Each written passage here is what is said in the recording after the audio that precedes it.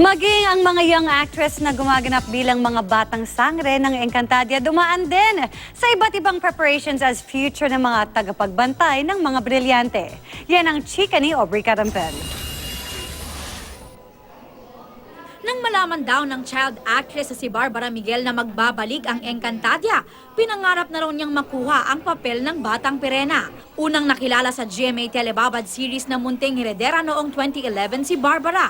At nanalo na rin siya ng Best Actress Award para sa pelikulang 9 noong 2013. Kinakabahan ako kasi big deal na magampanan ko yung bilang young Pirena kasi sobrang galing din po ni Ate Grace kaya ang hirap tapatan. Ang 10-year-old half Pinoy, half American na si Dayara Shea naman ang gaganap na batang amihan. Una siyang napanood sa Once Again bilang batang version ng character ni Janine Gutierrez. Actually, 3 years old pa lang po ako. Pangarap ko na maging artista. Batang Alena naman ang role ni Althea Ablan. Unang napanood si Althea sa mga GMA soap na Beautiful Strangers at Magkaibang Mundo.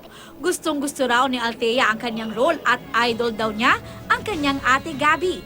Medyo po kinakabahan po ako nung una kasi po Encantadia po. Nag-pray po talaga ako. Tapos yung ako na po, sabi ko, I will do my best para makaya ko to. Ang bunso sa mga sangre na si Danaya ang role ng 9-year-old na si JC Movido. Nanood daw siya ng past episodes ng Epic Telefantasia bilang paghahanda sa kanyang role. Inaral ko po yun na mabuti. Nanood po ako ng YouTube as in para po magampanan po yung bilang Danaya. Aubrey Carampel, updated sa Showbiz Happenings.